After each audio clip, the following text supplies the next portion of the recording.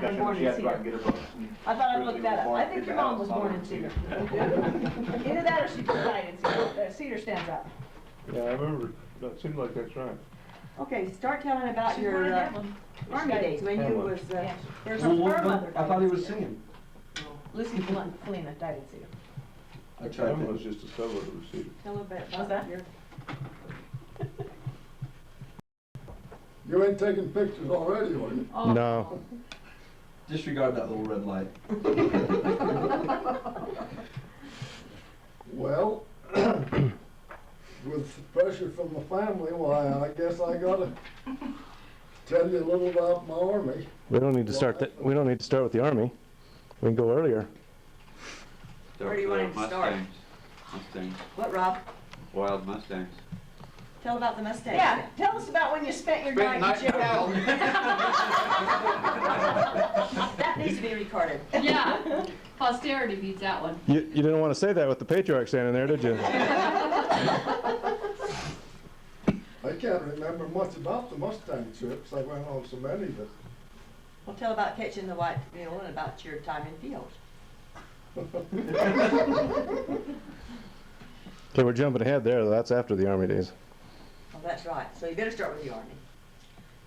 When you were single. Tell us something you remember about your parents. Oh, just that they were hard workers. My dad would ride a horse from the ranch down to the field and put in a day's work and then ride the horse back to the ranch and milk the cows and do the chores up there. Where's the field? 3 miles down below town here. The same field you have? Uh-huh. That's a long ways. Right, horse. But we would go to the ranch and live in the summertime. And how was the sleeping arrangements there? I've got this kick about where all these kids slept all the time. I can't tell what he said. Where'd the Turn kids it off a sleep? minute. Turn it off a minute. No, let it go. Well, he needs to get his hearing aid. He can't hear you. All the time, 2 and 3 in bed. Do you ever have anyone like Ellis trying to kick all of you out and hog the bed or anything? I would have. Seniority rules. Three in a single bed's quite a few, though. Let's leave that door open. It'll be cooler in here. It's pretty hot. They didn't have queen beds. I'm But gonna sit over here. There were a lot of people. They didn't have single beds either. And They were bigger than. Standard bed. Twin size beds. full-size bed. Yeah, full size. I always slept with one sister all the time. And when I had to sleep with Lena, her and I didn't get along very good. So I just kept thinking, I'm gonna go get a cedar post and put right in the middle of the bed so she'll stay on her side. She just keeps coming over on my side. We used to have to sleep downstairs with that big old heavy blue blanket with the red yarn. Down in my dad's I always have to house. worry about getting yelled Over at here. for somebody doing laundry in sleep. We lived over this other house. We had a big blanket. That big blanket that had the red yarn tied Oh, quilt. yeah. Once you get in it, you don't move the rest of It the just time. laid Yeah, and it's held heavy. you It's flat. Heavy. Grandma had. We had that red with the little reindeer blanket too. The gold reindeer.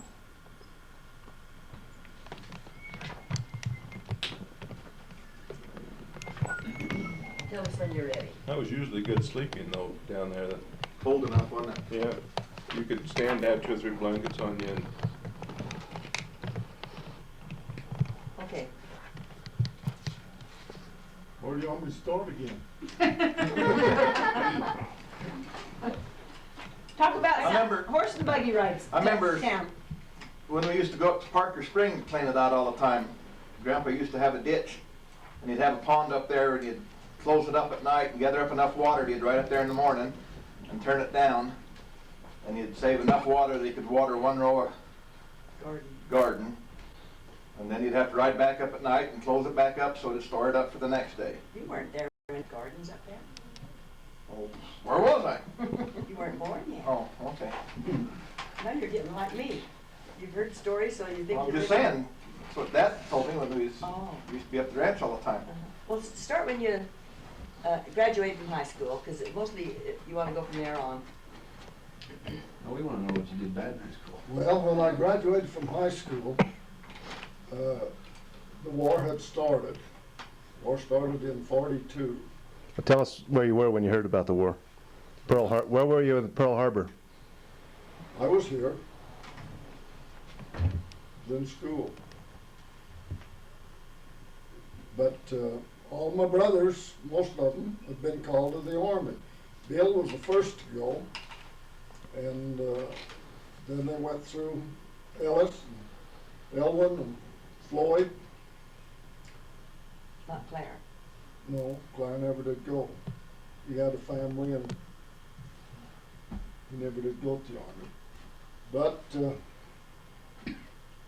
when I graduated, with all those brothers called into the Army, the draft board that was in St. George said, well, your dad needs your help on the farm, the ranch, so we'll defer you, and you won't have to go right now. So I was deferred for some time, I don't know how long. And the war got quite serious, and they needed more guys, and so they called people that had been deferred. And they called me. And I was to go in the Army with Bud Randall and Grant Twitchell, 2 or 3 of that age group. But I was playing MM basketball at that time, and we won the region and the stake and all, and went to Salt Lake to the all-church tournament and played up there. And in the process of playing for 2 or 3 or 4 nights, I got bumped on the shoulder or back, and it got sore and sore and sore. And Ivan Jones was the doctor of the group. He kind of took care of us all, and I don't know whether any of you knew Ivan Jones or not, but he was a brother to Claire. He knew us, and he never did marry. He was just a young, not young, he was quite middle-aged pretty near when he finally got married. But he was along in their main rooter, and he said, well, I'm going to have you better so you can play tomorrow night. And so every little while he'd come and massage me and rub alcohol on it and everything, and it just kept getting sore and sore. And I finally went to a doctor there in Salt Lake, and he said, well, you've got a broken blood vessel in your back, and that massaging and everything that he was doing was just making it bleed all the more. And so he gave me some stuff, or doctored me some, and I was able to play. I played the next night, but I was pretty much in pain. But anyway, I was supposed to go to the Army then the next week after we got done from home, and I was to go into the Army. But with that shoulder and blood vessel, he says, well, you're not, the doctor said, well, you're not going to the Army now. And so through him, getting with the draft board and whatnot, I was deferred for another month. And so when I was called the next month, I went in with Clint Moore and Ivan Barlow. I can't remember, there seemed like there was another one or so from here that was there. But they were all older than I was.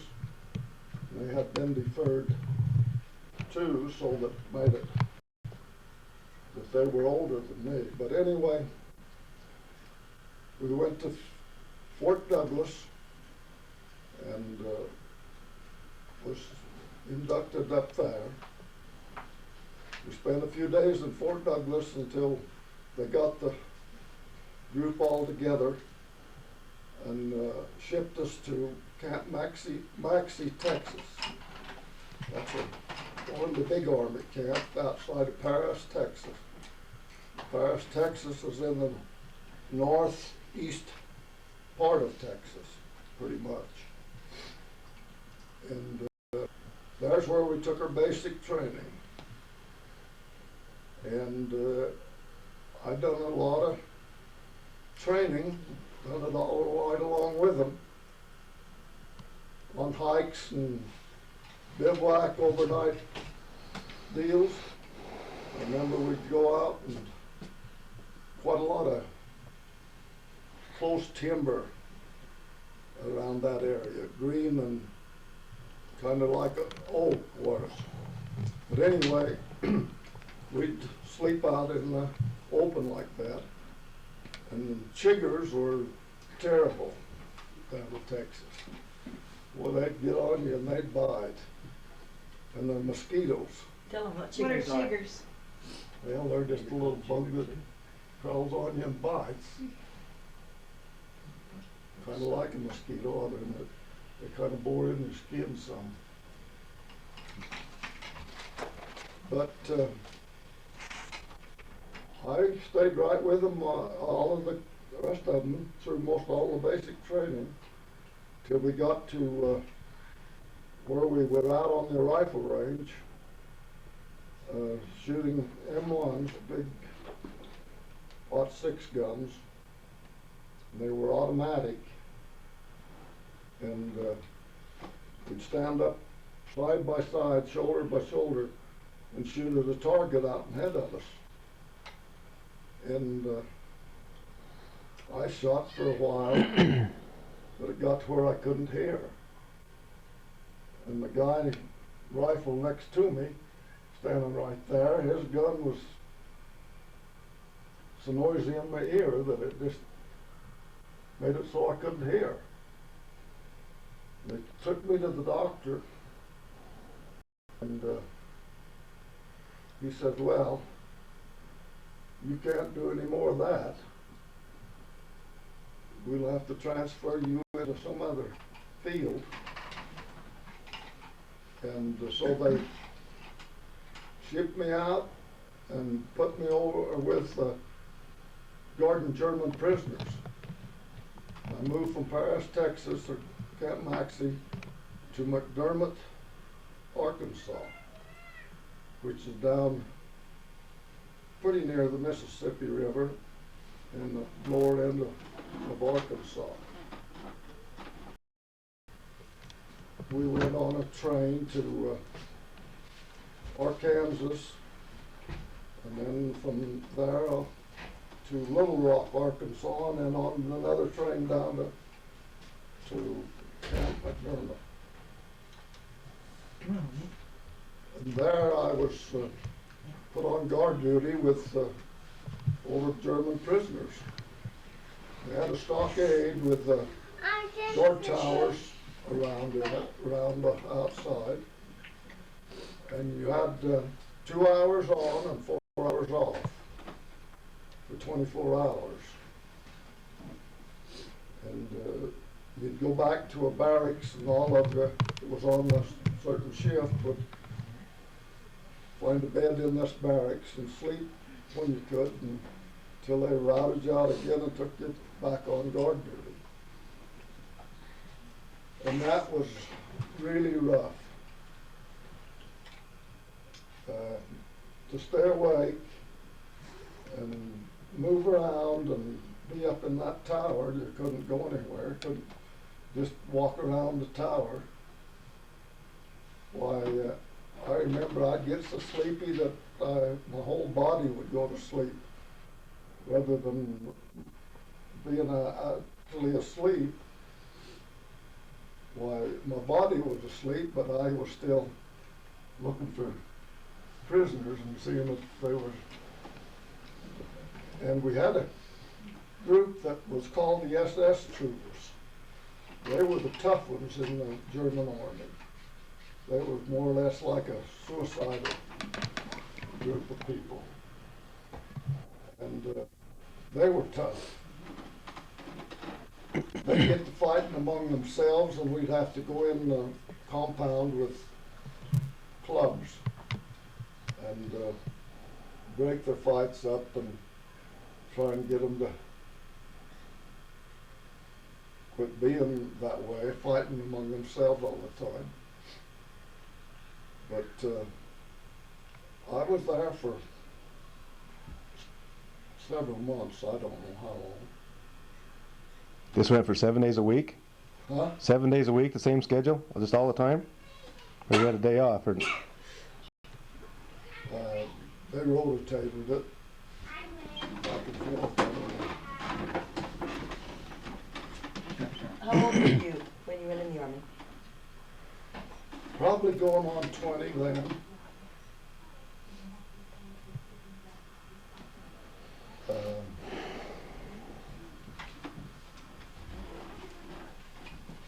I haven't thought about it.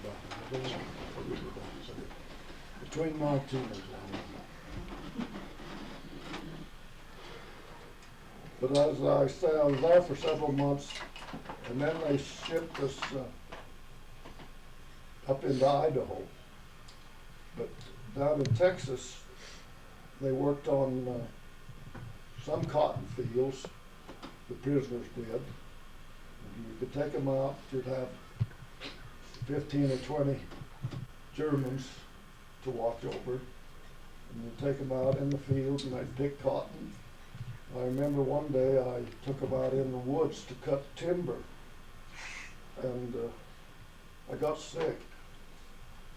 I didn't care whether the German prisoners stayed around or not.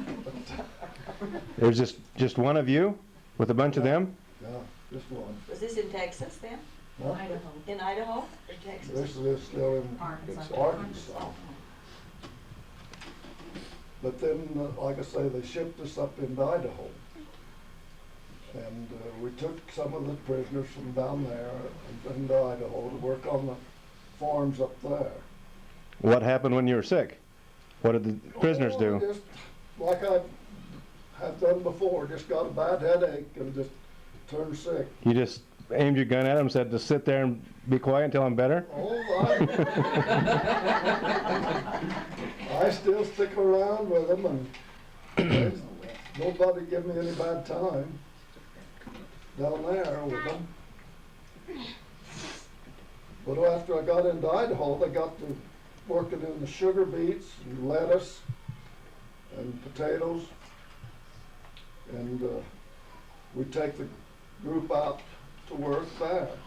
I remember one day we were picking up potatoes, and this one little guy, little German guy, he didn't want it. And he kept arguing with you and tried to not do it. And finally I just told him, I said, well, get your head down and get headed up that road, because you got to pick him up. And he still wanted to argue and wouldn't do it.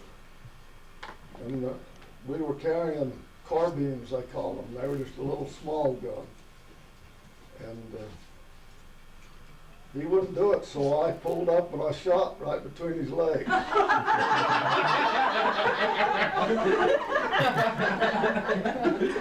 You never told me that. And you ever see a guy duck his head and go to work? He did. Oh my gosh. And then after we were there in Idaho, by this time the war had ended. The Germans had surrendered, and the war was over. So we were in the process of getting the guys ready to go back to Germany. And I moved from up in Idaho to a troop train that took us into New York. And there we loaded them on the Well, before boat to before you left Idaho, you said you had a couple of good friends, German friends that worked for you real good? well, in Idaho, I was advanced up to be the supply sergeant. I was over all of the clothing that the Germans got and wore, plus the American soldiers that was there in camp. It was just a side camp. The Germans lived in tents. You've seen these tents with a wooden floor and wooden up part way, and then the canvas over the top and hung down. And that's what they lived in. And ours was the same. The supply was just a bigger tent. We did have a mess hall where we ate. It was kind of a lumber building. But while we were in Idaho, those Germans got pretty wise, and you couldn't see too good. And of course, a lot of the guards didn't look too good. But anyway, they got to where they would dig under the fence and get out. And they'd go around to the neighbors' farms and kill sheep or a pig or whatever, and take it and back under the fence with it, and then they'd cook it on the little round stove they had in each tent to keep warm. You never tried to escape? They just brought back food, huh? In the middle of Idaho, where are they gonna go? You weren't feeding them enough, huh? They have still hungry? Getting all they need to eat. Wasn't that they're starving. It's just something for them to do, I guess. But we caught up with them and put them in the stockade in a closed area by themselves. And they had a little tent, a pup tent deal that they could go into, but every hour on the hour while you'd holler for them to come out. They'd have to come out and stand at attention, and that was their punishment for doing what they did. So did you learn German while you're doing that? Huh? Did you learn German while you were over there? A little bit? Well, You must remember some of the things they'd yell at you and stuff, though. I had two German boys work for me in this supply, which were real good guys. They'd do anything for me. I couldn't build a fire in the morning, or I couldn't do anything without them doing it for me. They were just there all the time and just helping me any way I could. How'd you communicate with them? Oh, they could understand me. Most of the Germans could understand quite a little bit English. They taught English in Germany some. How old were they? Were they about your same age? Oh, that and a little older, yeah. You read the histories, and they were so poor in Germany with nothing to eat and conditions so tough, they probably got along pretty good over here with somebody taking care of them. Yeah, they wasn't too bad though to handle, other than those tough ones in Arkansas. Why did they ship the German prisoners to America?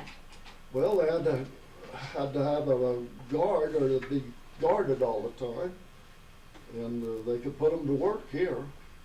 They all had to work. So all our boys were gone. All of Europe was involved in the war, and there wasn't any place that they could They'd have really hold them. Germans kind of try to come and free them if they're over there in Europe somewhere. So they just brought them here in the big prisoner of war camps, and like I say, put them out on a job to do. And how many hundreds or thousands were in these camps? I don't know, but there were some big camps. There were a lot of prisoners. Would they mix Japanese and Germans? Hmm? Did they mix the Japanese and Germans, or did they have No, separate camps no, for we each? didn't have anything but Japanese or Germans in our camp. And they were all treated fairly? Yeah, Except for that one that got shot at. Well, yeah. That was pretty fair. Sergeant Hunt didn't like the way he answered that question. He should have been full over in Europe, he just got shot. but after things had got to the point that they were ready to ship them back to Germany, they broke camp up where I was, and I was one of the last ones to leave there. We had to take all the army vehicles from our camp back to the main camp down at Burley, Idaho. And I remember I drove a Jeep from up at Weiser, Idaho, and that's up near the Oregon border. We had other side camps within our group, 2 or 3 in Oregon and 2 or 3 in Idaho. We had a medical officer that stayed in our particular camp, and he would go around to each one of these side camps every week and have a sick call or whatever. If you was feeling bad, you could get to see this medical officer. But he didn't drive. He didn't like to drive. So he made me take him around to all of these side camps, and then we'd end up in Caldwell, Idaho. When he was done, he had a girlfriend there that he liked to stop and see. And so I'd stop and he'd get out and go with his girl, and that left me time to do what I kind of wanted to do. So I spent quite a lot of my time going to mutual activities and stuff that they had in the church. They had a branch of the church there. And it was about 12 miles from the camp into Caldwell to the church. And several times I walked that 12 miles to get into the church and the activities that they had in the MIA. Did you go with any girls there? Have some girlfriends? I had one girlfriend. That's why you walked. No, he just liked the activity and the. I got acquainted with a Refreshments. young girl that was living up in Salem. Is it Salem? Oregon? Salem, Oregon, yeah. She came down and stayed with some people in Caldwell and went to school there. But she was a Mormon girl and a real nice girl. And I got to going with her quite a little bit. These nights that we'd go around with a medical officer while we'd stop off there. And If you were the driver, didn't you have a Jeep? You could go anywhere you want? huh? You were the driver. You had all the transportation you needed there. Just take that car, or Jeep, whatever it was. I don't remember. I think we set time or something that we'd meet and be ready to go back to camp. But the times you walked, you couldn't take a Jeep and go by yourself. No, They wouldn't allow that. mostly the walking was after you get in there and then didn't have a way back to camp. It's too late. It was after dark several nights that I walked it. You stayed up too late. Oh, camp. Not past 10. Never. Missed the bus. But anyway, we loaded them Germans on the boat to go back to Germany. And we spent about better than a month on this big ship. Those German prisoners were packed in there like sardines. So you went with them? You went with them? Oh, yeah. You got on the train in Idaho and went to the East Coast? You got on a train in Idaho and went to the East Coast? Yeah. Yeah. We With had all to these go out prisoners. with them all the time. And when we got to Le Havre, France, we unloaded at Le Havre, and they had a big camp there. We spent a few days there, and then we had to take them from there into Germany itself. And the old trains were wrecks. What I mean is they didn't have any windows in, and the benches were mostly all tore apart and everything. And the Germans, they made them kind of get in quite like cattle car. It was on the train today. Had to stand up, or could they, was it enough Oh. room to sit down?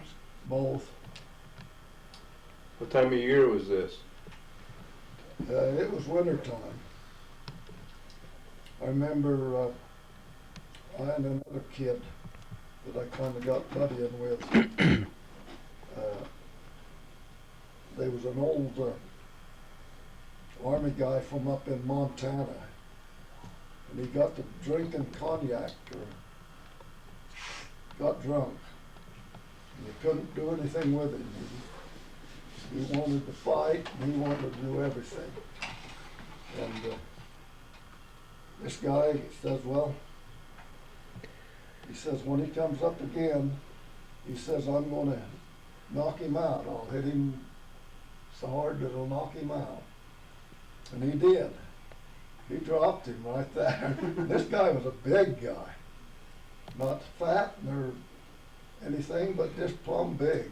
Just fist to the face? Just hit him in the head? Yeah, he hit him right in the face. And it dropped him, and he hit his head on the railroad track.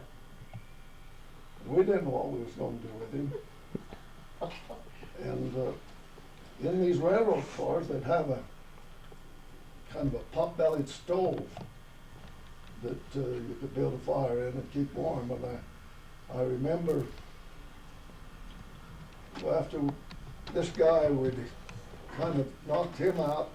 We loaded him up in this railroad car, and him floundering around, then he rolled over against that hot stove, and you could just smell the skin of burning.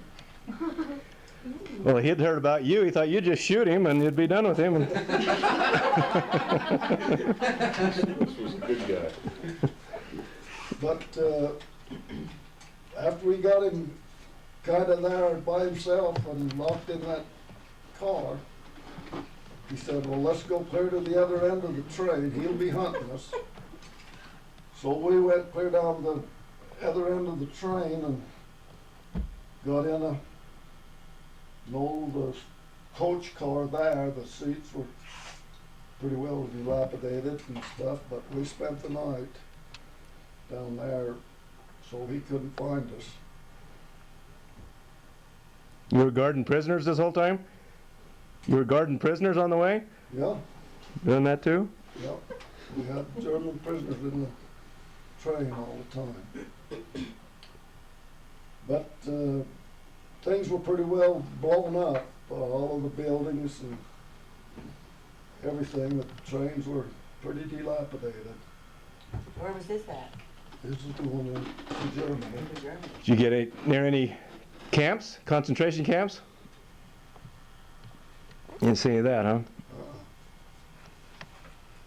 But we took them up into Germany till they were near where their home was, and they was in a little base there. And then they would discharge them into wherever they lived. Go.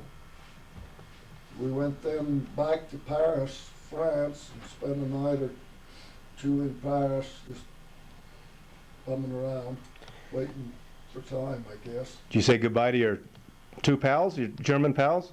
Nope, didn't get to see them after they all got together and on the train. You know their names? You know their names? Mm-mm. Not anymore. He had one good buddy, was older than him, that he sent his Christmas cards every year for 20 years. What was his name? You didn't save any of those? Larry, oh.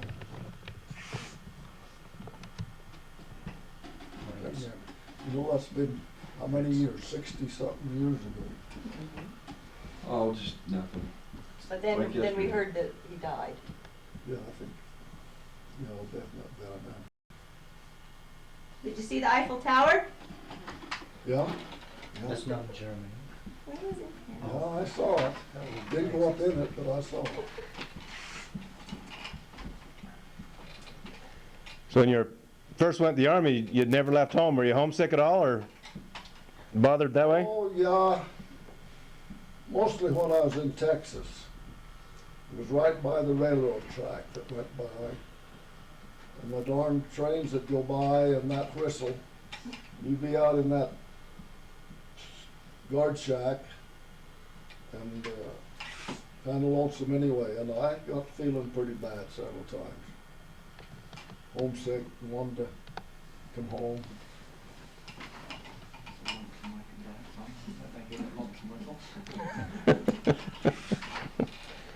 Did you get lots of letters from home? Quite a few. Mom had an awful job. I bet she did. All of her boys So gone. were you the last one to come home of all your brothers, since you had to take all the prisoners back? Hmm? Were you the last one home? Yeah, yeah. Yeah, I was the last one coming home out of the bunch. So what was it like seeing your mom coming home that first time?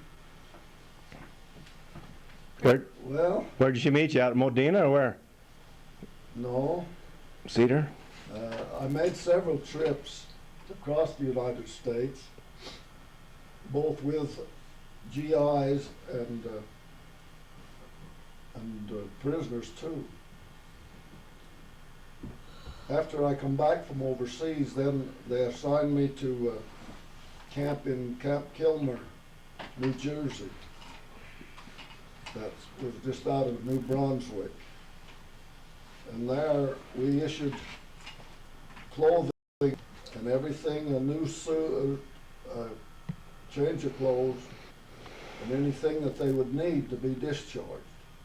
And all the troops then was coming back from overseas would come through this camp, and we'd have to issue them all new clothes, stuff that they could take with them to be discharged out of the Army. And some of them were shipped. One train I went on as a kind of an escort or whatever you want to call it. Wasn't exactly guardman, but we'd come from New York to Marysville, California. And then I came on a furlough one time across on a train. And then You came home on your furlough? Came home? You only had one furlough?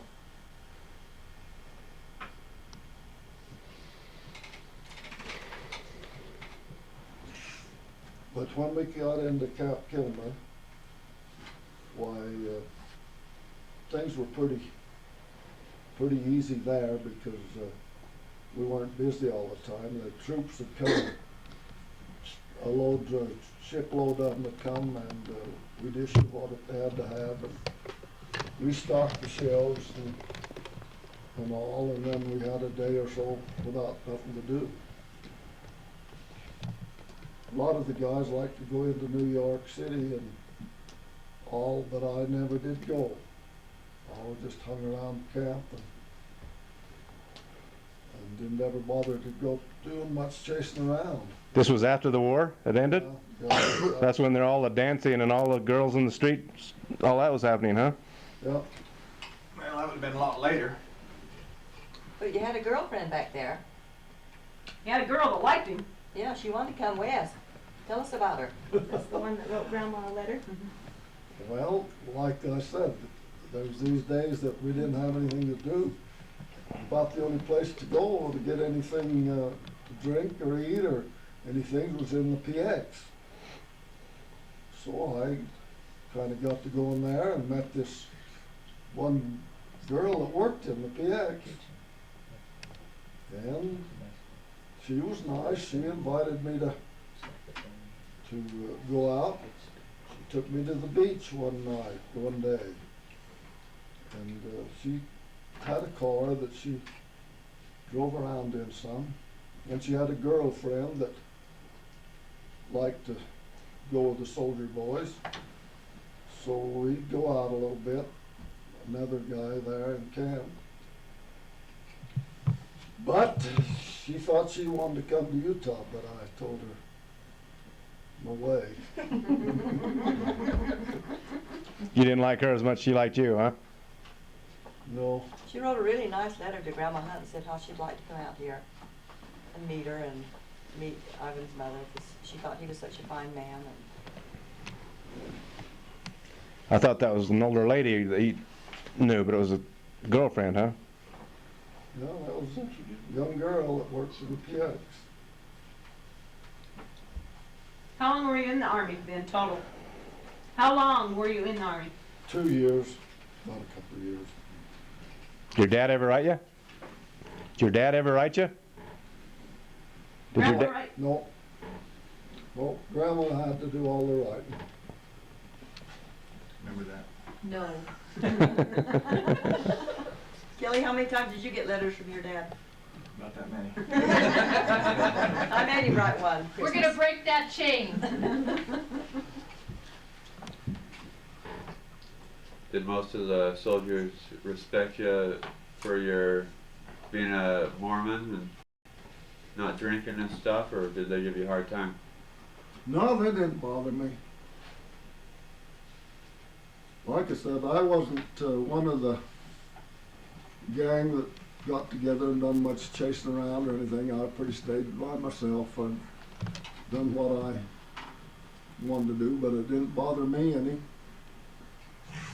If I was even with a group of guys that wanted to drink and stuff, didn't bother me. Did you go to church back there? There was no temptation there. You found a Mormon church? Not in New Jersey, I didn't. We went to services in a camp down at Camp Maxie down in Texas, and and then I went pretty much when I was up in Idaho. But the camp back there, I didn't ever find any other guys that was going to church.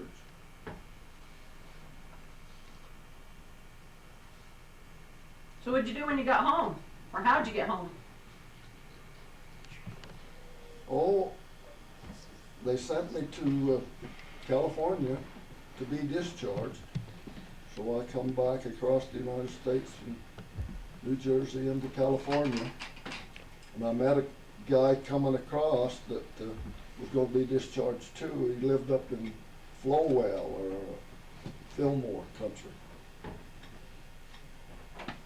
And so he and I buddied what we could then. We got to California and got discharged. And we had a few days before we was to ship back to Utah. And so we took a trip down to King City, where Claire Match was on the ranch there. And he went with me, and we hitchhiked and got a ride down to where Claire Match was. Visited them for a day. Then we got back to camp in Marysville, and they shipped us back then to Utah to be sent home. So when you were reissuing all those uniforms to the people coming back, did you ever meet up with any of your brothers that went? Floyd came back from over there while I was in Camp Kilmer. And he hunted me up, come up into the barracks where I had my quarters, and we visited most of an afternoon. We came back from over in Austria. How close did any of them get to battle? What did most of them do? I really don't know. They were in the heart of it. Ellis went through the campaign across North Africa and into Sicily and Italy. And Floyd was in Austria and those countries over there. Owen went to the South Pacific and was in the war with the Germans down that way, or the Japanese. Bill, he never did go overseas. He was the first one to go to the Army, but he went to Fort Leavenworth, Kansas, and was put in an engineering corps. And they were to build bridges and do construction work and stuff for troops. And Mary went up to Oregon and Washington. That's where he met Edith. he never did go overseas. And he got married up there, didn't he, while he was in the war?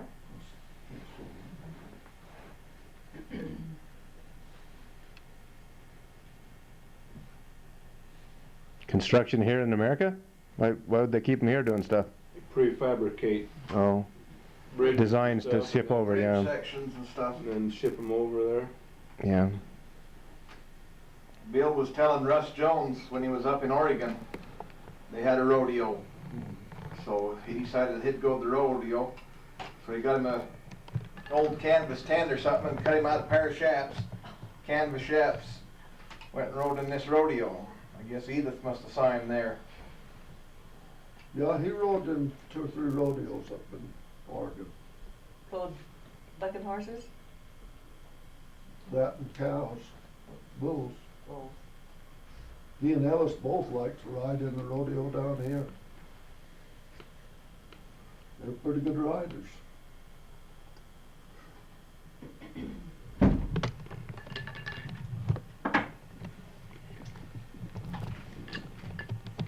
So the war ended in 45. You were in for 2 years, so you'd have gone in 43, say. So you'd have only been 18 then.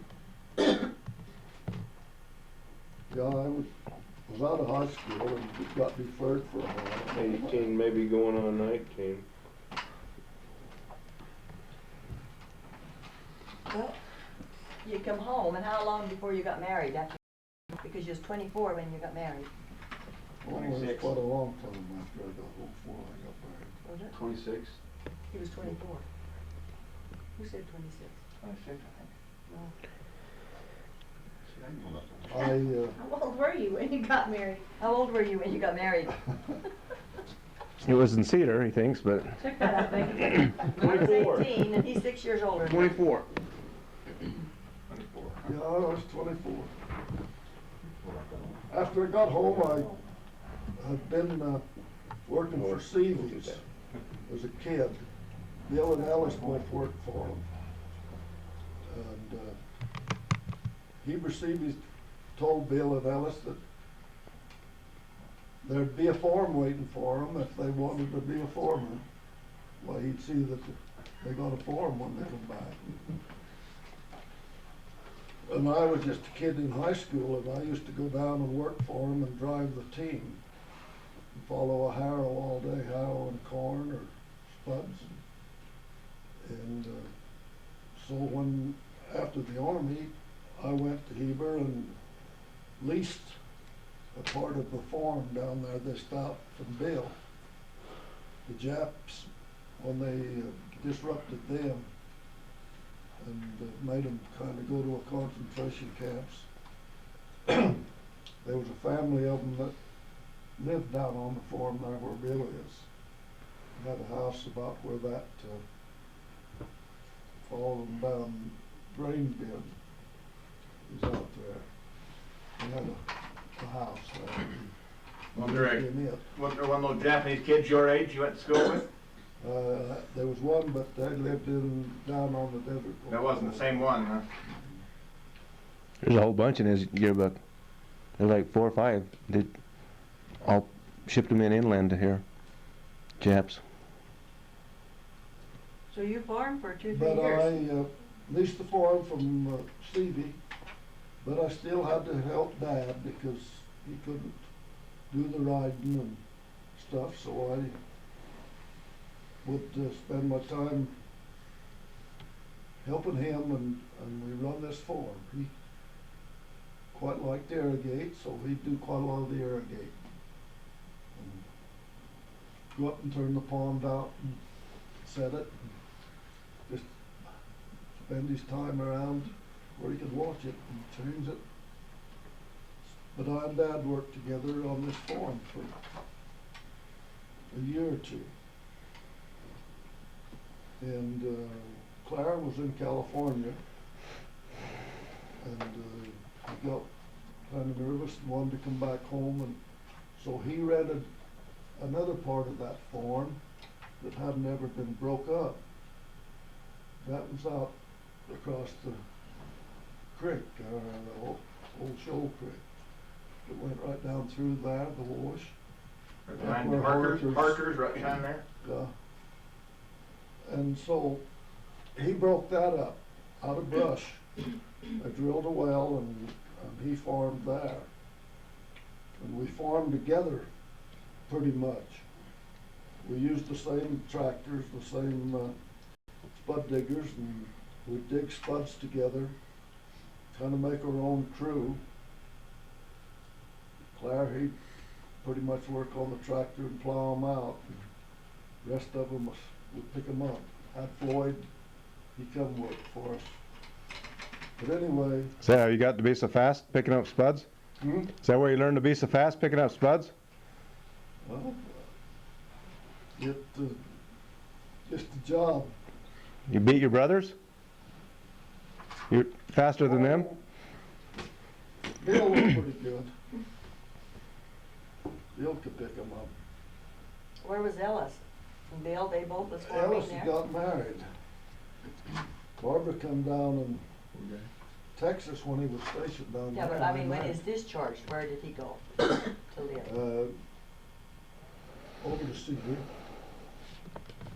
Started working as a mechanic. He'd gone to school in Cedar, mechanic school before he went to the Army. And then he was in the motor pool in the Army, so he had a lot of experience with mechanic work. And he came back and went to work over in Cedar. And Ted Worthen, he was from up around Powhatan. And he went to St. George and started that St. George service. Buick. Worthen Buick. And Where was Chris then when you come home? Was he farming with you or? no, Bress had stayed out of high school 1 year to help Dad. And then he went to, I don't know whether he went on his mission then. Seems like he did. But he'd gone then with missioner. Yeah, he was on his mission when we got married. Bill must have went to the bishop or something. Said because of the war he didn't get to go on a mission, but he wanted to see one of his brothers or Press went or something, so. I don't know whether Bill helped pay for some of it or talk to a bishop to see that they called him or something. I don't know either, the full story on it.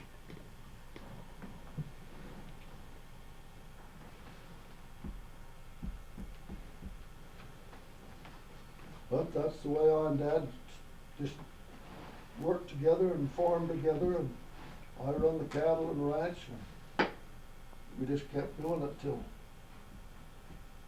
I bought a few cattle and on my own and put with them and gradually just build up a little bit. And he was got ready to sell. I bought Uncle Lane's cattle and permit, his part of the ranch, and then Dad sold me his cattle and permit and the other part of the ranch. I added a lot more with it. You just lived at home? You lived at home? Yeah. There and just saved your money and would just put it into more cattle, huh? No, we was married then. Oh, you'd already gotten married? Before he ever bought anything, his dad said, well, you're working with me all the time, why don't you buy a few cattle and put up the ranch of your own? What'd you buy them with? Did you save some money from the Army? Save took out a some loan. of your wages? We took out a loan, didn't we? From where? Farmer's Home, Up in Richfield? We'd have to sit. not to begin with, the office was in St. George. I borrowed some money from the outfit in Richfield.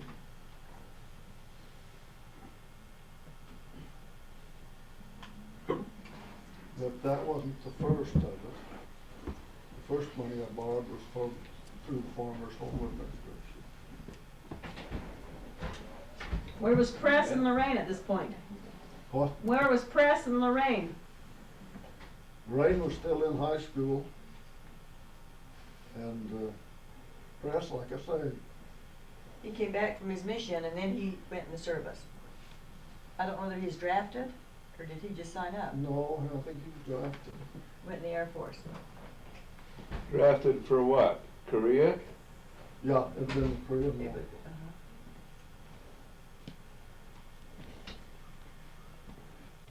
That's where he learned to be a airway controller, was in the Army.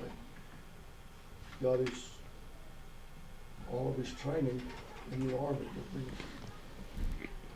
airway controller, and then when he came back from that, why, he got the job in Salt Lake at the airport. Well, he wanted to farm, so he came here, Well, he tried it 1 year.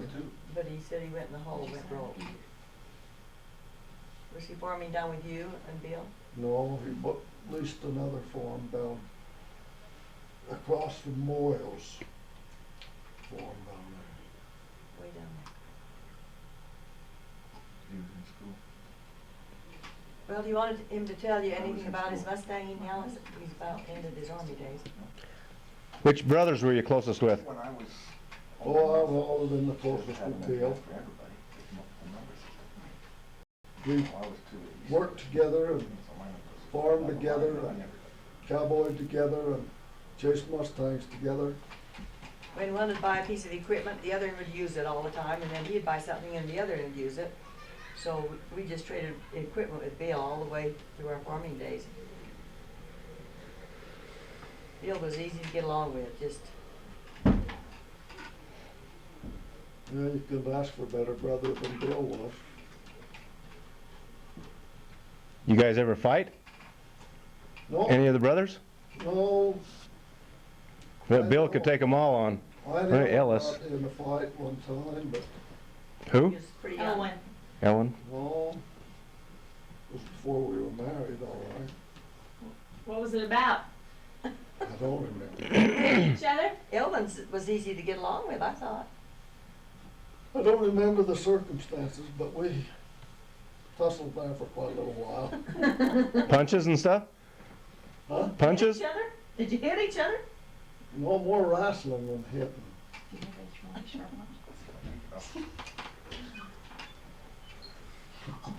When we got married, he brought me to Enterprise to live, and we rented a little house from Leon Bornham. It's still down there, right next to the school now. And it didn't have a bathroom. He didn't tell me that before we got married. We had an outhouse, and it was not too far out, but that winter the snow was deep. And so he'd shovel a little trail out to it, and it was way high. 49. 49. 48 was a big winter, but 49 was a lot of snow too. And so I'd be walking out there to the bathroom, freezing myself to death, and our neighbor, Uncle Sal and Aunt Tacey was Grandpa Hunt's sister. They were over there, and Uncle Sal, he'd sit there and watch me go to the bathroom, go out to the outhouse. He was really friendly and nice, but he was old, and he just liked to look around, and he'd just stand there and watch me go out and watch me get back. But before the winter was over, they come in and had a little extra room there, so they put in a bathtub and a toilet. No, bathtub and a toilet. And a wash basin. Just in a little cubby hole. But that was nice. Do you have walls around it? Or just out in... Yeah, it was all, yeah, it was. But I'd have to go to Grandma Hunt's to do my washing. I didn't have a washer or dryer. They didn't have dryers. I'd go up to Grandma Hunt's to wash. She'd say, just come and wash along with me. Scrub board. And so I'd take my clothes out and wash with her, and oh, I wanted a wash machine so bad, so I could just do my own washing. How long had she had one? Quite a while. But they cost a lot of money. But I had worked for 2 summers before I got married and saved all my money. And so I told Dad I'm going to go buy a wash A machine. Dick's Cafe? Uh-huh. Just wait for seeing it in the summer times. And so I got my own washer, and it had this little wringer up here, and it was a real cheap one. The lowest model they made, because I couldn't afford to really get one. And then you'd have a big tub, round, number 2 tub they call I it. remember that wash machine like that downstairs in that other house. Yeah. I think I had it down there for a while. Anyway, you'd run water with buckets or a hose in this tub, and you'd wash your clothes in the washer and then run it through the wringer into the rinse tub. Then you'd have to rinse them up and down, and then turn the wringer around the other way, and run them through there, and have a basket there. They'd go down in the basket. And then I'd go hang them outside, and it was the next year, the next winter, we was living up the housing, and I had Devon. He was a baby. And I had a lot of diapers. And so I'd wash these diapers. More than a normal baby? He was a normal baby, but you didn't wash every day. But anyway, the clotheslines were clear down the other end of the housing, and I'd have to walk down there in this freezing weather and hang these diapers up and clothes. And they never dried much, but when I'd go back to get them before the sun went down, they were still froze to the line, and I couldn't get them off. It was froze so hard.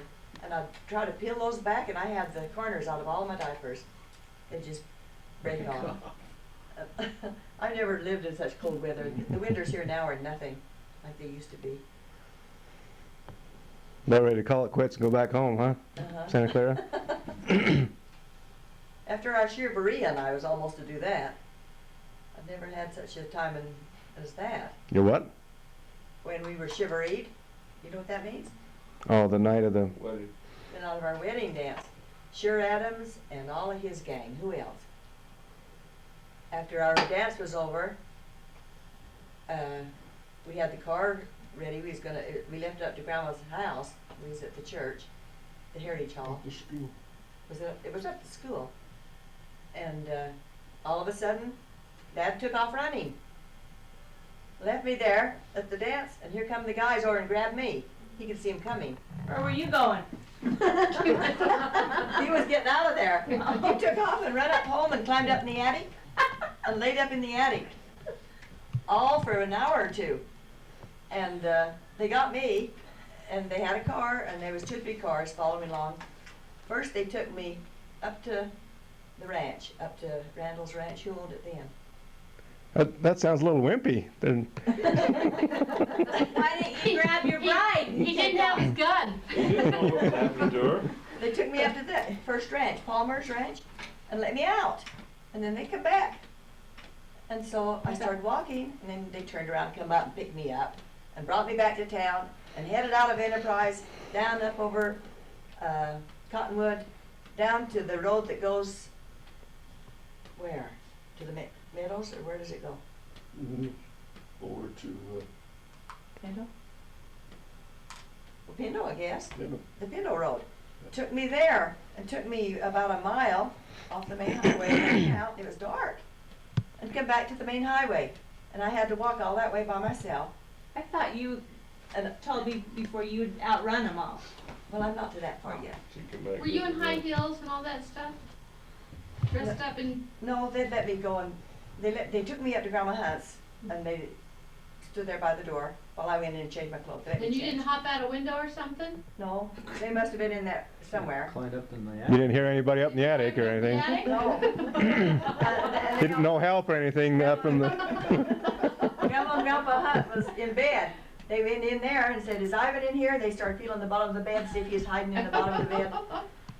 And I changed my clothes. They let me do that. But then they took me to that Pindo Road, a mile. I had to walk back in the dark. And I thought, if I find somebody going to Santa Clara, I'm just going to wave them down and get in with them, some of my family, and go home. Wait till Dad gets out and tries to look for you, huh? Yeah, let me come find me. So when I got just about back to the road here, they'd come back and pick me up. And I had to get in with them because I didn't know where to go.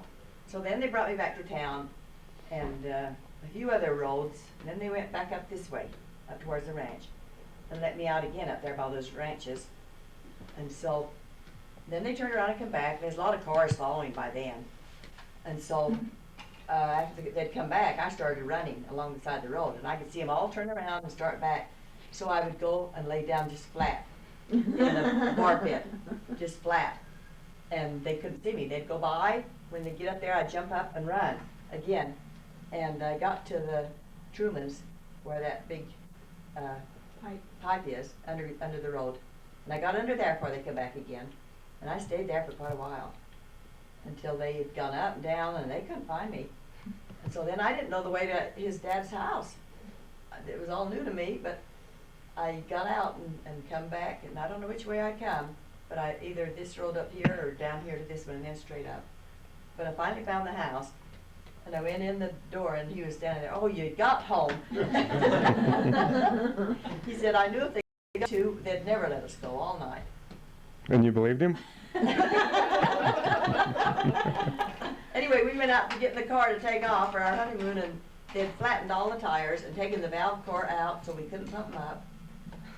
And so Grandma Hunt said, "Well, I just got the back bedroom all wallpapered. I thought that would be the honeymoon bedroom." So we had to stay there overnight. Everyone else was having babies there, they might as well. So the next day, he got up and fixed the tires, and we took off for Salt Lake. We went to Salt Air. They used to have a big resort out on Salt Air, and we went out there and swam in the Great Salt Lake. And then we came back to the Rainbow Rendezvous. Where was that? It was a big That dance. was a dance hall. Big dance hall. And my cousin was up there, Don Hafen. Do you remember that? We called him. He said to call him. They didn't know when he was there, so they went out with us to dinner or something. We was eating dinner, and Don says, "Oh, excuse me just for a few minutes." And so he left, and then he came back, and we just right by our hotel. And so when we went back to the hotel that night, there was sugar all over our bed. We took the sugar thing and took it and put it all over our bed. So he said, "I got $200. We can go on a honeymoon. We'll have a good time." And we come back to about 150. So see, you could do a lot with a little bit of money. It was pretty frugal. But we did everything we wanted to do. And you had a camera and you took pictures of The each motels hotel? on the way up. Yeah? Yeah, the Whose motel. camera was that? You just, That was a little camera I had. And out swimming, We only made it as far as Beaver. Nephi. well, you went up 89 though. Beaver. No, it was Nephi. We didn't ever stay in Beaver. I thought you went up 89. Day to get the tires fixed. You went up, I thought you went up the other highway. 91. 91. Well, that was the main highway. That's 15. They went right through Nephi. Oh, no, I thought you went up You go up 89. 89, then you go over by Price and you get lost. Yeah, we know that. Well, they didn't. They knew where they were going. Oh, You have a picture of us staying in the Nephi Motel. Yeah, Oh, I thought that was Manti and all up that road. that was Nephi. Then we went on to Salt Lake. That's We might have come back on 91 89. though. We might have come back that way. 'Cause No, I think the only time was over 89 was when Madeline ramrodded a motel over there. We stayed there on our Madeline? Who? anniversary. Might be on the hotel through an anniversary. What did I do? I remember that. It got us to get a room over there somewhere for. Yeah, for our anniversary, one of the kids all chipped in and got a room over. yeah, Ruby's in. Ruby's in? Didn't they, we got a picture there, did they get them, did we get them a room there too or something? That's Got a picture out there. I did it again. Anyway, we're about to wind down, so hurry and tell them about when you caught the white mule. Well, about pretty near every weekend, not maybe all, but I and Bill and Laryl Peterson like to go with us quite a bit at the time. Ed Gardner, Bill had invited to go out, but we went out in Dry Lake area. Delmar. Delamore, yeah, the mining town of Delamore. But a guy by the name of Coverwell in Calianty claimed the horses, said they were offspring of horses that he had that he run out there. And so we made an agreement with him that we'd catch 3 head and give him 1 out of the 3. And so it didn't cost us anything to chase them, but it was a good sport, and we chased Mustangs pretty much every weekend, every time we could get away for a day. they'd try and come back Saturday night before it got too dark. And so, this one night, it got dark. It got 10 o'clock and they hadn't come. And the phone rang, and I hadn't milked the cow because he said, I'll be home to milk it. And I got a phone call, and he said, I'm still in Pioche. I said, what are you doing there? You've got to milk the cow. And he said, well, I'm in jail. And I said, what? I've got to go milk the cow then. He said, well, we'll be home in the morning, but they just wanted us to stay here overnight. So I got the bucket and went out and milked the cow. Heber Staley was with him.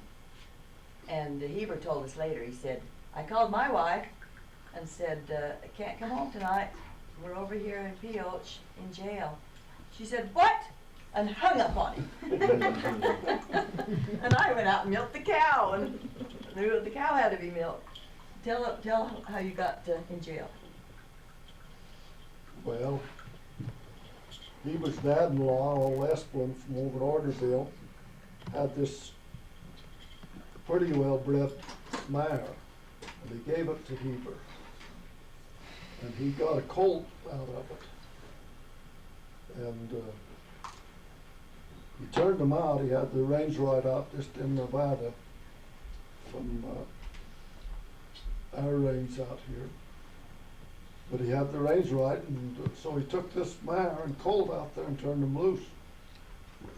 And the colt got away, got separated from the mare and got with the Mustangs.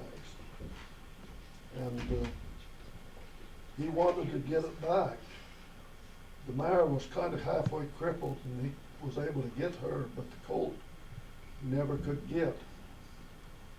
And I don't know, we were just out riding around a Sunday afternoon and trying to find something to do, and he said, well, let's go out and try to get that colt.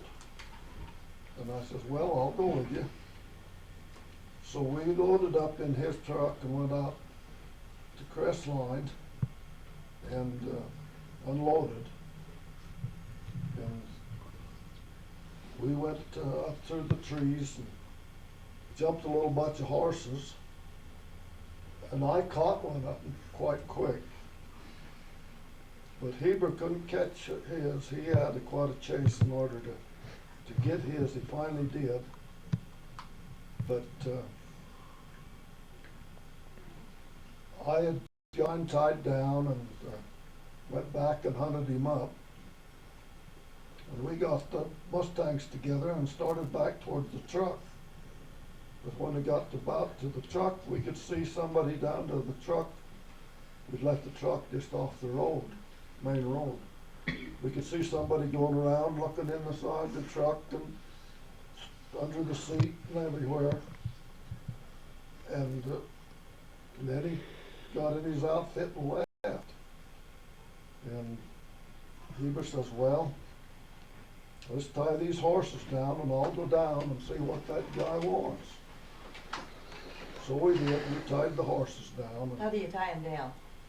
Rope. Well, you just choke them down with their lariat on the neck until they fall down, and then you jump off and grab their feet and Tie them? tie them. Oh. We tied these Mustangs down, and Heber went down, but by then the guy had left. So Heber talked to another guy that lived out at Crestline, Billy Getman, and spent a little time, and finally he came back. And we thought we had it clear. And so we got the horses up, took them down to the truck, and there wasn't any place to back into to get the truck low enough to load the horses. So there was quite a deep little gully whoosh. And Heber tried to drive through it and let drop the back wheels in it. But instead of it working out at high centered, what I mean is the bed hit the dirt with a spare tire underneath, and we couldn't go. And the only thing we had in the truck was a big screwdriver.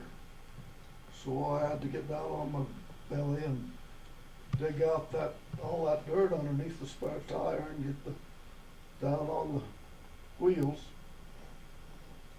And we got the horses then and got them loaded. You didn't have any jacks? Huh? You didn't have any jacks? Don't usually carry a No. jack in a big truck. He may have had a jack, but it wouldn't have done us any good. But we got the horses loaded and started for home. How do you get those wild Mustangs loaded? You just pull them in there? You have to fight them. You tie them around your saddle and ride in first? It's hard to get them loaded. The fun's all over when you get one and gotta load it. They plumb won't go. Well, you're not gonna stand there and hold it. You have to be on your horse and, You have to tie it up in the truck yeah. Cinch it and in. then get behind it. Feed your horse, your rope up to a Just stake pretty- hole and their stake and back and dally It's and. pretty near to lift them in.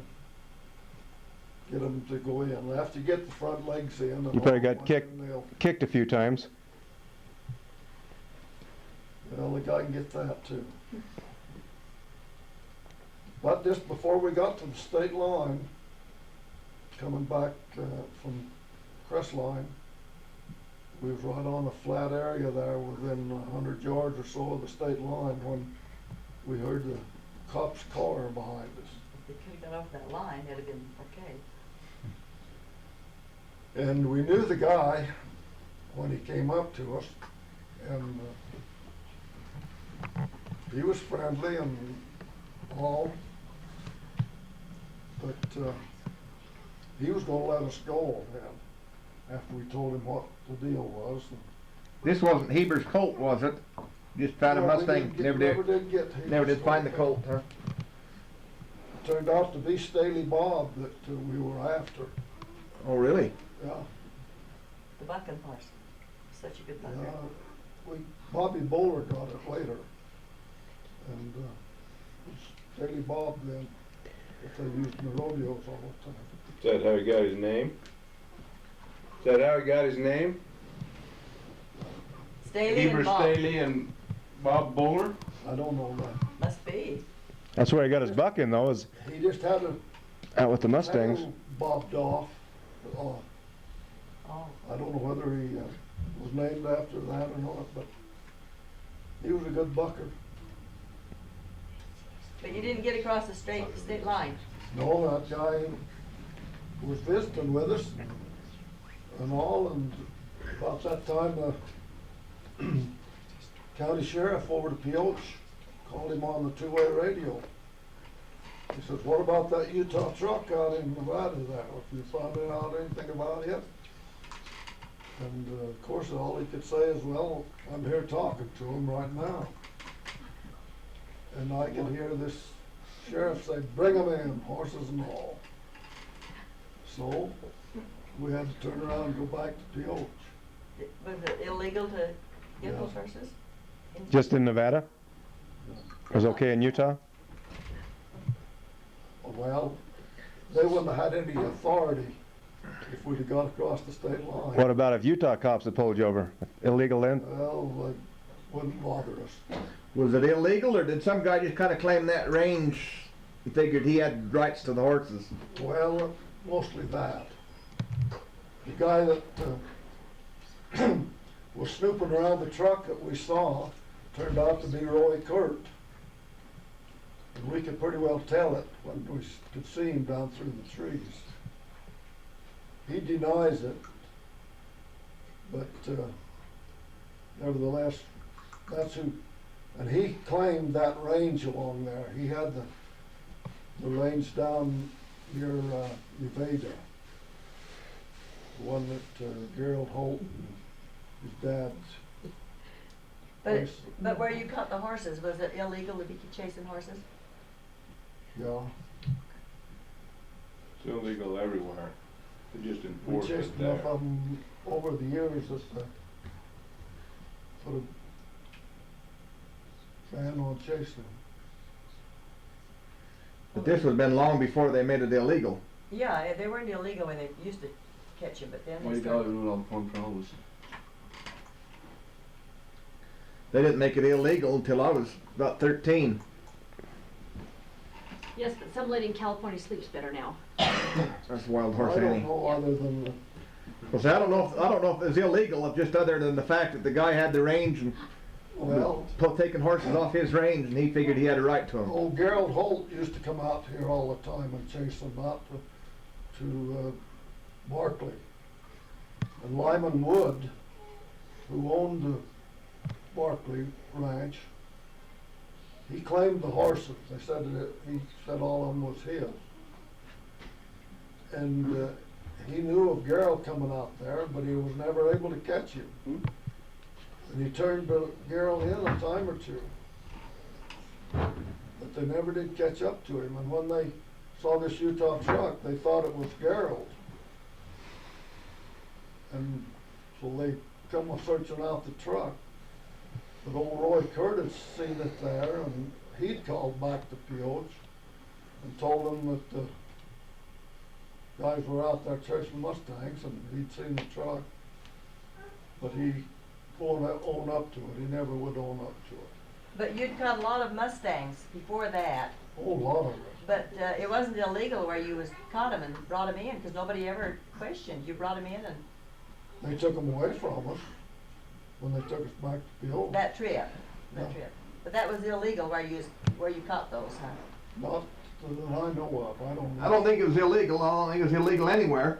But those big ranges, people claimed the horses on them. Uh-huh. And so that had been stealing their horses, and so that's where the complaint come from. Oh, yeah. What would you do with all these caught Mustangs when you brought them back? What to do with them? Yeah. Oh, we'd sell them here or there, wherever they'd sell. Some guys $25, take 'em to $15 California. or so. Mostly for fox food. For But, that lady in California. Old Condi over the Cedar, the junkyard man, he liked to buy them and then speculate on selling them out to somebody. He bought quite a few. They were old and all, why they'd just go for fish food, ship them. Any young ones and the good looking ones, why they'd be somebody buy them. Billy Marion bought one and made a real good horse out of it. And You that's didn't- where we got Brownie. You didn't try to keep any of them, huh? Brownie? Brownie, Brownie was a Mustang. yeah. What about Young colt. some of the other good ones? He was never a, He was the best one you guys had. We could trust you on him and yeah, until we got like 3, and then he was a little slow for us. Well, the old black thoroughbred horse he bought over Cedar, and I don't know where the Bolly horse come from. Apparently. it was bucking when we bought it. This guy wanted to get rid of it and give it to us for a real good price. Dad rode it down, and it was the best riding horse we ever had. Most comfortable. You'd still try to buck every time you get on it in the Yeah, morning, though. if you'd get on it and didn't warm it up a little bit. He's sure a good horse. Did you ever race in the pair one race along the road? Yeah, Lots of years. 2 or 3 times. With the black horse. Our black horse run it. Black horse used to run the anchor leg. They'd run him the last. Uh-huh. But one time we got a nice big racehorse. Somebody, Harry Randall yeah, what was wrong with it? So he chipped a bone in its ankle. Had a bad ankle. He wanted us to take it, and we rode it, and you'd never know nothing was wrong. Just chipped the bone and couldn't race it anymore, and so he kind of give it Dad. That was the gray one? No, that was a big bay horse. Big, pretty horse. And so we just got riding him and figured that he was probably okay and probably sound enough. So we put him in the race. They wanted us to put him in the race over to Parowan. That was one that moved to the track. They used to run from Run around the Cedar to Parowan, which is 20 miles, and they'd have 5 different horses go 4 miles each. 4 go 5. 5 was what they. 5 would go 4 miles each along the road, and just in the bar pit. And cars would slow down, and that was the main traffic road for the freeway, and so it got to be much congestion that they made them go to the track with it. And they kind of lost. They went to that road, go to Minersville, and then crossed through the gap. We beat them a long ways that time. Enterprise team won quite a few of those races. Them and what was the other one? Oh, Cedar had a good team. No, the one up. Minersville used to always, Minersville had a good team. Minersville. Minersville, all of those guys looked like old Bob Banks. They all had that big nose. But anyway, this big horse, it was running around that track and just agreed going all of a sudden. That was when they used to just change the saddle. They was trying to decide a new way to make it in the Pony Express race. And the Pony Express used to change their saddle or else throw their mailbag on a saddle. Yeah. And so they'd have to stop and change the saddle, so they'd have this little lightning buckle. You just hurry and pull it loose and throw it on and change horses. I think the saddle is what they changed too. That's what I say, the saddle. Yeah. But Enterprise was a lap or two ahead of everybody. I mean, you was making 20 laps, I think, for the full race. Each horse would make 5 laps or 4 Who was laps. riding that horse that time? Wendell was riding him then. Wendell Hunt. When he got hurt. But he was over on the back side and just Yeah. loping along easy, but he must have just stepped wrong. And it crippled him. And Well, it broke his leg clear off. Broke his ankle. I Was knew it clear that off? he would probably get sore I remember that. and limp because of that chipped bone. And so before the race, I went and took him to a vet, Well, you had him blocked, huh? and Froze. he gave him a shot in it, Blocked the nerve. blocked the nerve so it wouldn't hurt him. Well, I can remember that, He but I, lost control of it. He went, it was so bad. I mean, the block was so severe that he couldn't control it. And then running, why he didn't know whether he was running on it straight or not. Anyway, it just broke. well, I remember that, thinking how much pain that must have been, but it was blocked, I guess. Because when he broke it, it broke everything off. There was only just a piece of hide Yeah. hold it, but he made several steps on that end of that bone, getting stopped, rather than just flopping down and Wendell going head over heels. But I remember we had to go Get a gun. hunt up a little tractor. Somebody had a little pistol gun somewhere and Had to shoot had to him. take Well, her. there was a sheepman that had a rifle under his seat. Yeah, I remember riding out there. I was able to tie the side of the Took a track rail down and track down enough that I could get him off the track and down underneath where nobody could see it. But we And I still got this knew. rifle and Was you there too? I was, and that was traumatic. I Well, there still was- remember. there was another horse that we'd got from somebody that was a race horse that broke his leg right up here, just this side of Merrill Staley's house on that road. it was Lyle. That was Lyle's horse? So you guys were all at the races. Were you there, Devon? Mm-hmm. Benton, were you there? Yeah. You all saw that. The races was our big thing over the I remember when they used to work them down here below Burl Junction along that tree row. Was it Stan Adams and had one, and Jay Hunt had one, and Yeah. Oh, there was quite a bunch of them. I wasn't Harry born. Randall always had You one. weren't Harry, I had one. when that horse You missed Harry. everything, Madeline. You ran the starting gates one time too. You ran the starting gates, remember that? You pulled the tractor after they started on the other far side of the track Dad did? one time. And I was on that little tractor with you on, by the wheel there. No, And they started and something happened, something jammed. And they were starting, coming around, and you didn't know if you were going to get, so you pushed me off that tractor and I fell off onto the dirt. I don't know if the tractor didn't start or something, but you were in a hurry to get that thing moved. Had to get it off the track before the horses round to it the second time, or the first time around. Don't know why you'd be on that, 'cause they didn't use a starting deal for that Pony Express race. No, this was, This was other. I don't think it was a Pony Express, but that's where they started them, on the far side there. Well, they used to have races out here, it wouldn't have been here. No, it was in Parowan. We used to go up till the last couple of years. I remember the races out, Nikki? around through the rodeo grounds here. Yeah. but the white mule story is we were chasing horses after we'd pretty well caught them out to Delamore country. We came back into by Panaca, between Panaca and Caliani, and got quite a few horses in there. And then chasing them, we come up with a white mule that had a WP on it for UP. UP for Union Pacific. and we brought it into town. It was quite a big mule. It wasn't one of these little jackass type mules. And it's supposed to be 50 years old? Huh? Supposed to be 50 years old or something? Well, could have been. I don't know. They talked age, but anyway, we caught it and brought it in, and then when we got it here in Bill's corral, looking at them, we could see that brand on it. So we took it back out and took it loose. Oh, so you had to catch it twice. And then the story got going around. Circulating about. And the Mustang Association. Did you catch it the first time too? No, I don't think so. I don't remember. But anyway, they got the big story going around about this UP. Now, all the papers from Salt Lake came down and... Yeah. Well, it dated back to the last time they had owned horses or owned mules, and when they used them on the railroad and trying to figure back, they figured it had to be upwards of 50 years old or something. They had it all figured out, but I didn't pay much attention to it. But anyway, Tom Holland invited us. They were going to make this big chase the next, that Saturday.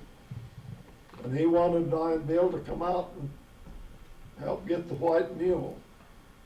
He'd made up a story that this same mule that we had caught earlier was still out there, and they wanted to catch it. And we decided we'd go Mustanging, and we got over to where you turn off to go down below Panaca there. And Bill says, well, should we go down and get with Tom, or should we go on out into Delamore and chase our own? And I said, well, I don't care. If go down and get with Tom and see what they're going to do. So we did. We went down where they were making this big drive. They got a plane to go up and spot them, and we went there. I didn't have my black horse that time. Forget what horse I was riding. But George Gardner. Anyway, this horse that I rode belonged to George Gardner, I think. But I had been around him enough to know that he was capable of catching a Mustang, and he had caught a few. So I said, well, I'll ride it, and let whoever was going to ride it ride the one I had. And the plane had gone up and spotted the bunch of Mustangs, and the white mule was in the bunch. And they told us kind of where they were. So we loaded our horses in an outfit. I said, well, if I go, I want to be right where the horses are to start them. I don't want to try to outguess which way they're going to go and try to outsmart them. I said, I just want to see the horses, and then I'll go from there. So we loaded our horses in, 2 or 3 of us, and some of the others said, well, if they're up there, they'll run down this way, and we'll be down here, and some would go another way. But anyway, we got up to where I saw the horses, and I started them, and I could tell the white mule was in the bunch, so I concentrated on him, and he hadn't gone too far until I could see I was going to outrun him. I was going to catch him pretty easy. So I did. I went in and caught him, and turned out that he was broke to lead and pretty near everything after I got the rope on him. I took him back to the camp and made a big fuss over him, the TV people, and Tom Holland wanted a big story out of it. So they took pictures and everything of him. They didn't put you by him? Did they put you by him and take a picture? The guy that caught him, or they didn't care? I'm not sure. I think I was, yeah, I think I was on it in a picture or two.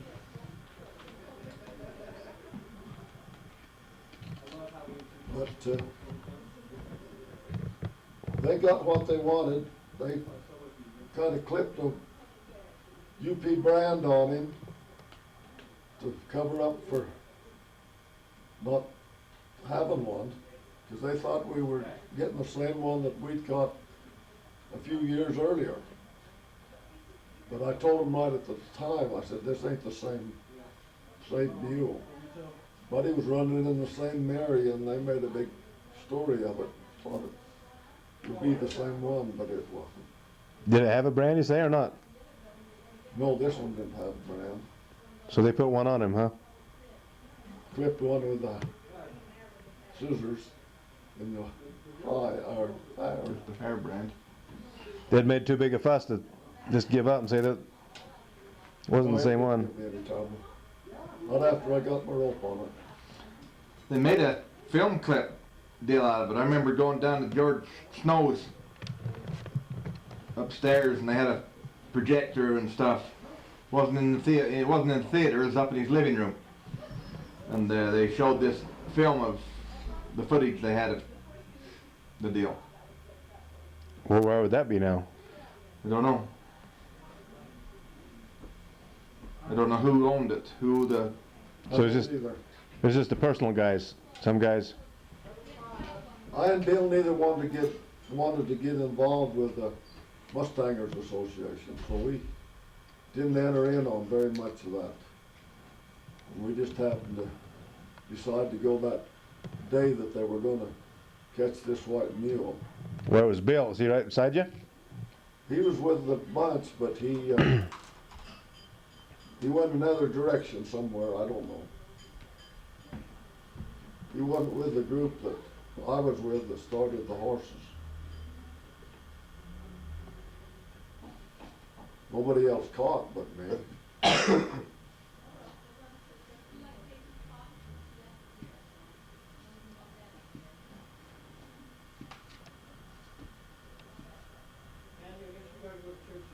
But it's been so long ago that I don't remember details or anything much about it.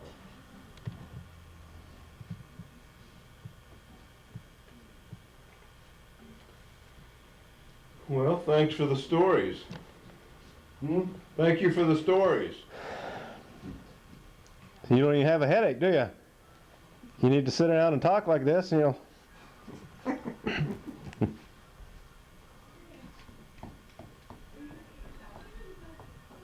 Oh, there's other things that come to your mind that you can't think of at the time. We were on a chase out Delamar country, and we jumped a bunch, and I caught in that bunch quite soon and tied it down, and we went on down the wash. It was just kind of a sandy wash gully, and we jumped another bunch, and George Snow was with us, and we kind of let George take the lead because he was a good old sport and he didn't catch too many, but we could see he was going to be right into him this time. So we let George kind of take the lead of us. And there's only about room for one abreast or two. And he got the crowd right up against these Mustangs. And one of them fell down, right in front of him. His horse tipped over it, and broke his collarbone. And he was really in pain.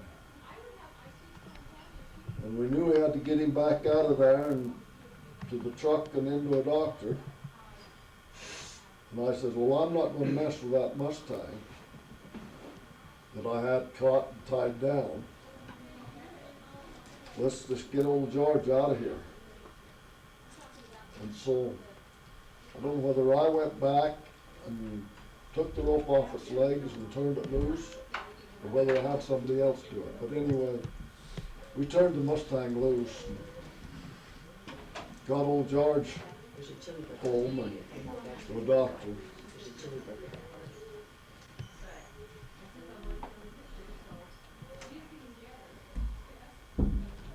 Another time, Were you, with were your horses, Cole. were your horses trained like at the rodeo? You'd rope it and they'd automatically pull back while you get off and keep the rope tied around their neck? These guys, After you rope one, you just stop your horse and have your rope tied hard and fast to the saddle horn, and They'd keep it- fight and choke it down. pull itself, pull back on.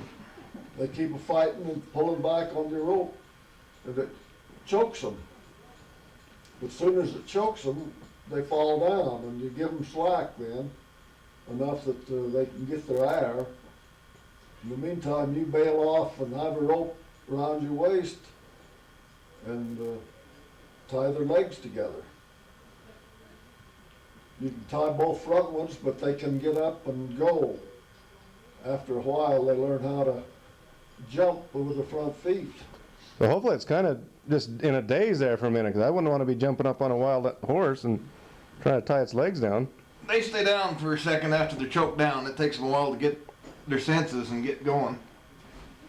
Or you can tie both legs on the same side. It's a pretty good way to tie them. Front and back. But if you want to really tie them It's down, crisscross. take a front and a back on opposite sides. And then they get their legs tangled up in the rope or with the other legs and can't go, they can't go. But if you got them both on one side, they can kind of go three-legged. After a while, they learn how to. But if you go crossed, why they're pretty well tied. Well, how do you get them untied to get them to the truck? Just rope them and choke them back down again. Choke them back Keep the down? rope on your saddle horse and turn them loose. And they fight for a while, but eventually you get them to where you can go along. Some of them won't go. You can just take your rope is long enough that you can loop it and put it over the back end and take it up the horn and pull them if they're stubborn. Mhm. Or if wanting to go, while you just kind of follow them. If they don't go in the right direction, you stop on your rope until you get them going the right way, and then you follow them again. Get them back to the truck. Did you ever do that, Kelly? Yeah. First old mare I caught was out here to Bob Stewart's. How old were you? Were you with Dad or just doing it on your Oh, own? I was with Dad. Merrill Staley, young Merrill was with us in a bunch, and I was on the old black horse, but he was getting pretty old by then. Where's Devon? I don't know. He We was, didn't ever do any had of his that. head laying on the bed trying to flatten his hair down, I think, or something. Yeah, I didn't, the only time I went was a couple of times when you went up to Nephi. But I found an Yeah. big old hay rope. Used to tie hay on the truck or something I found under the seat. And I figured that was gonna be my rope, and I was only 10 or 11. But I picked out an old slow mare. But every time I'd try to swing that old hay rope, it's so heavy and big it'd just fall down over me. So I couldn't swing it. But the old black, he just stayed right on that mare until she just run as far as she could run and stopped. And then I just kind of went up and set it over her. But I stood there and kind of dallied up and stood there with her, and she never did really fight and try to get me. But waited for somebody to come and help me, and when they rode up there, I somehow broke the chin strap, the curb strap on old black, and I'd been chasing that thing with no control really. But old black just knew what to do and took You care just of it. holding on, huh? But I know that Merrill come up and we tried to choke her down so we could tie her and go catch up with these other guys. And so he got on one side and I got on the other, and we pulled and stretched and choked and couldn't make her go down. Her nose started bleeding. We finally just give up and ended up getting her to the truck and took her down to Bill's, and I thought I was going to make $15 or $20, and she stood there in the corral for a few days and Died. didn't get a chance to sell her, and she died.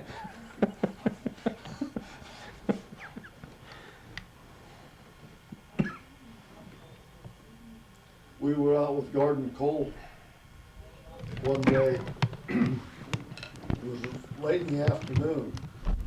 Garden used to drive Havoc truck, and there was a mine up west of Pioche that Garden was hauling ore from and bringing it into the mill or something there in Pioche. So he'd seen down north along the highway, he'd seen these bunches of horses out there, and he wanted us to come out and go with him. So we did. And it was quite near dark or evening when we jumped them.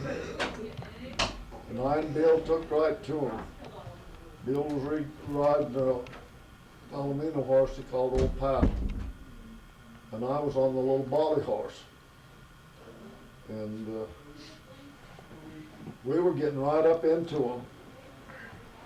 But the Mustangs, I could see, were jumping some gullies just out ahead of me. And so I pulled up on my horse and tried to get him to get his feet under him. But he was thinking of chasing them, catching them horses. These horses liked it too, huh? Huh? These horses like going too, huh? Oh, they could smell Mustangs. You'd get all excited and stuff. They'd smell them. But he tried to jump these little gullies. There was about 3 of them, and sharp and deep.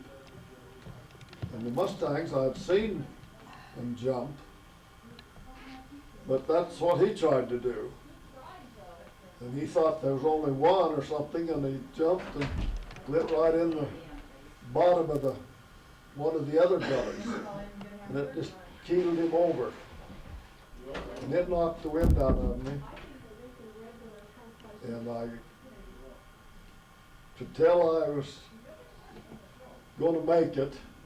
Bill come by just about then and said, "Are you hurt?" And I said, "No." But anyway, my horse, the volley horse, got up and took off with the Mustangs. And the time I got my breath and all, they'd gone. But as Bill passed by me and asked me if I was going to be all right, I told him, "Yeah, I'll go ahead and catch a horse or catch mine." And so he tried to catch the volley horse, but he couldn't catch it.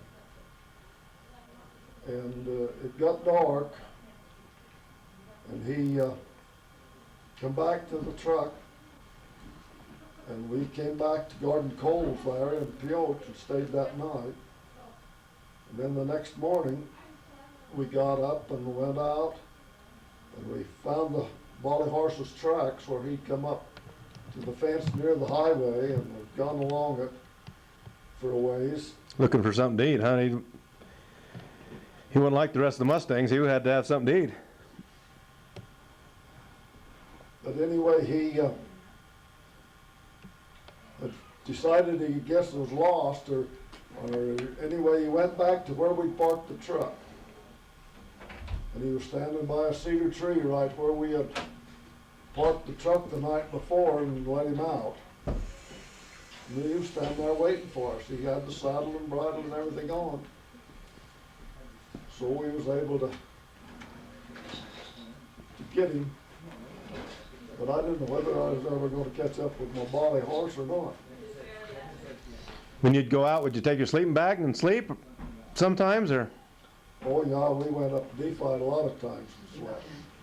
We'd go up there and put a wire around the water and then hung gunny sacks on it and would keep the horses away for 3 or so days. Just thought it was a man sitting there? Somebody would stay there at night. They'd kind of get used to the sacks and come in, but we'd usually have somebody there to kind of stay there and keep them away from water. Also, And then after about the third day, early in the morning, we'd take the wire and the gunny sacks down and be up on the side of the hills and let them come in and drink. They'd come in and really tank up on the water and best time to chase them, huh? where they couldn't run. Then we'd lit into them and head them up the wash, and that sandy wash, and they couldn't hardly go. Are you about done? You got my hamburger. We went out, and I don't remember how we get there, whether it was up back of Hebron. We'd chase back up here in the North Hills sometimes, and we'd run a bunch, and we'd jump them, and they'd head out across the flat. I was on that gray horse, first time we probably ever took him out after we got him. We kept him in the creel over here, and he was an old race horse, but we didn't have much to ride, and so I rode him, and I didn't even take a rope, because I knew I wasn't going to do any good with him. But we jumped a little bunch, and they'd started to the east, and so we kind of cut them across to get in front of them and turn them back so they couldn't get too many trees. But I remember this old gray horse, he just ran away with me. And I was out on front of everybody. And there might have been some that went around to kind of stay with them, and the rest of us cut them off. But we come to a ditch like that. The old gray horse jumped and didn't make it across and fell backwards. But I remember looking up as Bill, I mean, he was so close to me that he couldn't do anything else but just jump. But his horse went over the top of me, and the gray horse was down in the ditch. But I remember those feet going over my head, but I got back up and got on him. And we got back up with a couple of little stud horses, yearlings or 2-year-old stud horses that kind of separated themselves. And I was just going along for the ride anyway, so I just kind of stayed with them thinking maybe I could bring them back to somebody who had a rope could catch them. But they were getting pretty tired by then and weren't running very hard, and Gray was just loping along behind them. But I remember coming up to a cedar tree, and they kind of split and went one on each side, and he couldn't make up his mind, didn't know what to do, and he just kind of jumped and kind of high-centered in that tree. And I think he was kind of stuck bad enough that somebody come along and had to put a rope on him and drag him back out. Okay, you going down to Dixie, huh? Okay, we'll see you.